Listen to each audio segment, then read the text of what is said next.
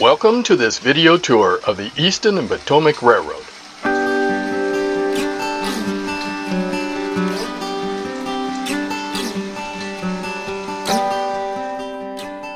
This video was produced in honor and in memory of Keith Stillman, builder and proud superintendent of the E&P.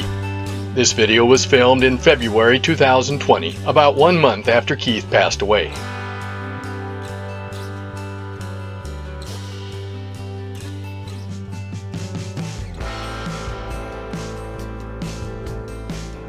Special thanks to Keith's wife Marlene for providing access to the E&P and for supporting the filming of this video.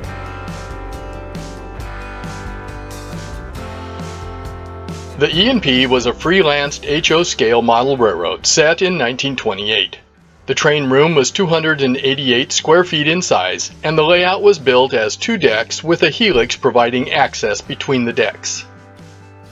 The E&P operated using the Digitrax digital command control system. Keith also incorporated multiple custom-designed electronic and computer-based control systems to facilitate signaling, helix access interlock, car movement planning, and other operational aspects of the layout.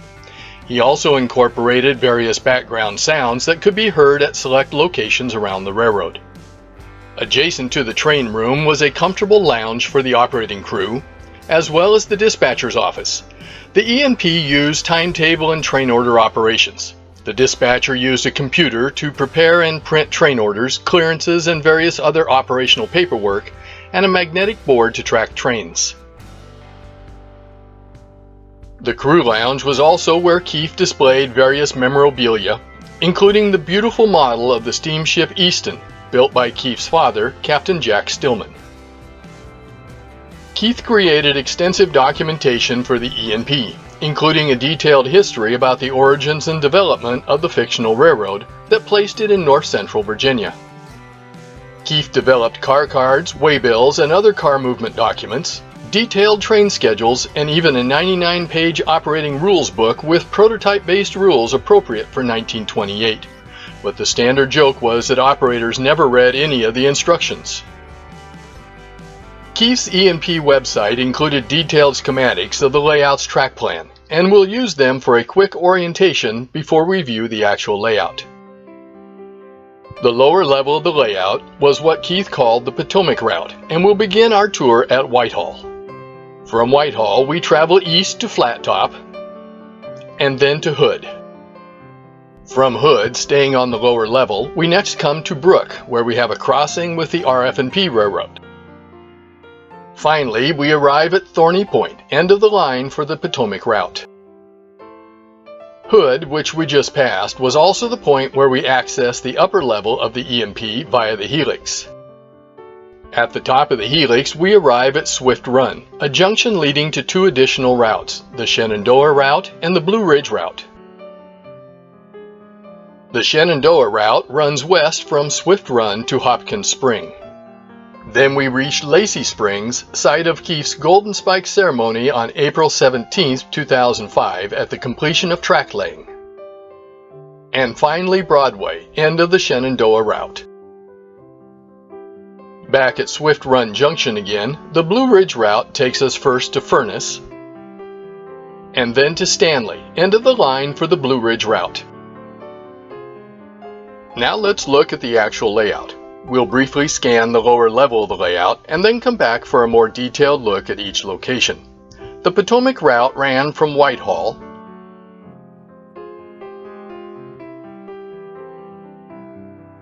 crossing Moorman's River through the small town of Flat Top and around the far end of the aisle to the junction at Hood. And then from Hood, around the outside of the helix,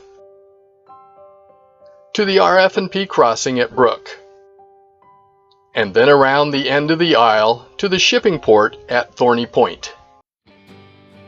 Whitehall was the site of the E&P's main yard, main engine facilities, the C&O interchange,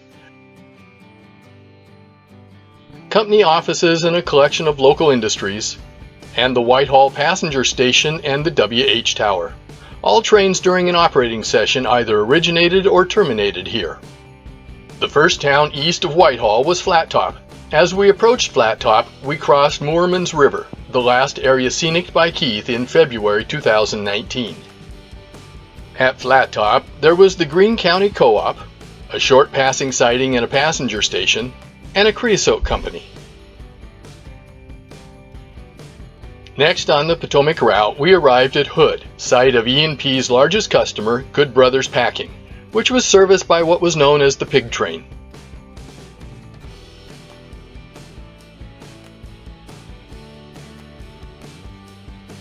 We also had a beautiful passenger station with the signal tower located on top of it.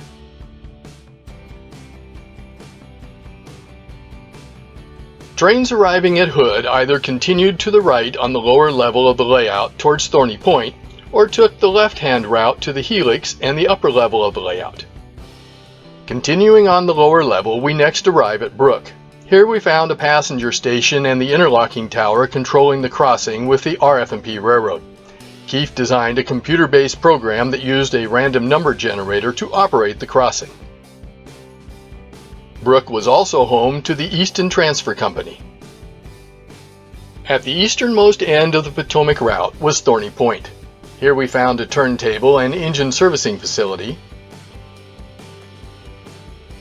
the Easton Oil Company and HS Mining Company, a large commercial district,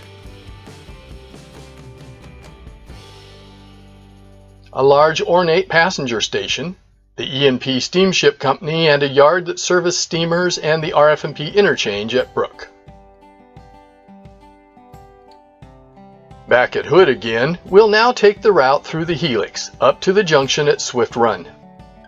Keith designed a computer-based program to control access to the Helix to avoid train meets inside the Helix. The buttons shown here were used by train operators to request access to the Helix. At the top of the Helix, we arrive at the junction at Swift Run. Again, we see controls for operators to request access to the Helix going down to Hood. On the upper level, there were two routes, as we saw previously on the track plan. The Blue Ridge route ran from Swift Run to Furnace, through the wooded area at the end of the aisle, and then to Stanley.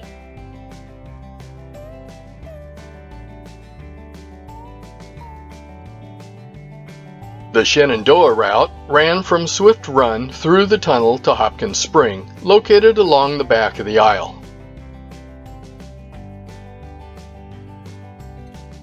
Then around the corner to Lacey Springs, located along the left side of the aisle.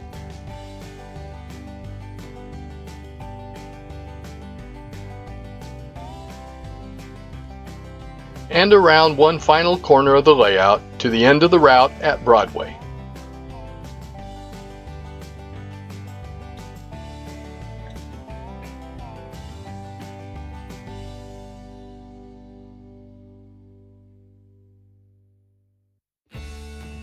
From Swift Run Junction, we'll start with the Shenandoah route, which runs through the tunnel west to Hopkins Spring. There we found the Hopkins Spring Mining Company, a passenger station and the mining company's general store, Quail Run Farm Supply, and the Moore and Giles Company.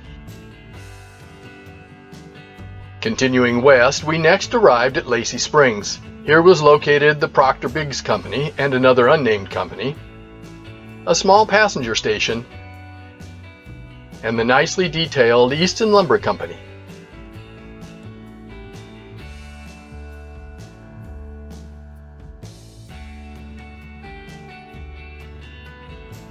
At the end of the Shenandoah route, we arrived at Broadway. Here there was a passenger station, a team track, and a turntable, and an interchange with the Southern Railway and one with Easton Lumber Company logging. Again back at Swift Run Junction, if we took the Blue Ridge route to the right, we arrived first at the small town of Furnace, where there was a passenger station, a team track, and an abandoned siding used for storage. The final town on the Blue Ridge route was Stanley. Here there was a team track, a passenger station, and a turntable used to turn engines and observation cars from passenger trains. Keith's extensive documentation of the E&P included the fascia around the layout. Each town included labeled car card boxes. Fascia controls were also labeled, and arrival and departure information was posted for yardmasters. Background sounds on the layout included such things as the loading of coal and water at Whitehall, triggered by pushing buttons on the fascia. Other sounds were automatic, such as the gentle running water sound at the creek under this trestle.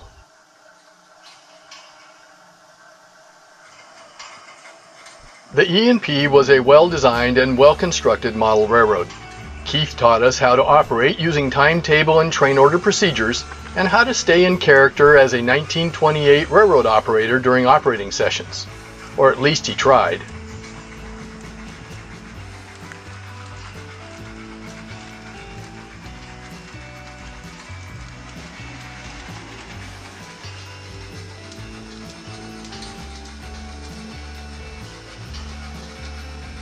And those operating sessions were always a lot of fun.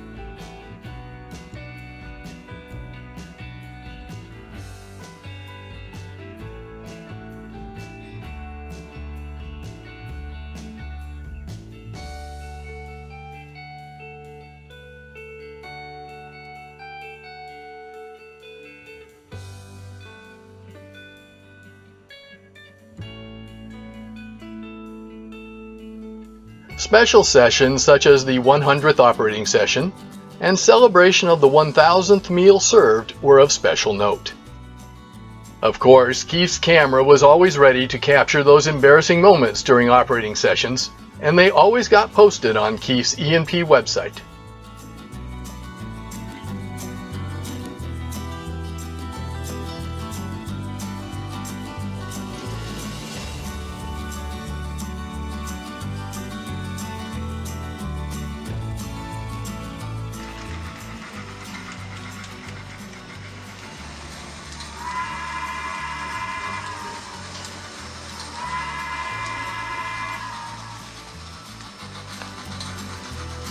This completes our tour of the Easton and Potomac Railroad.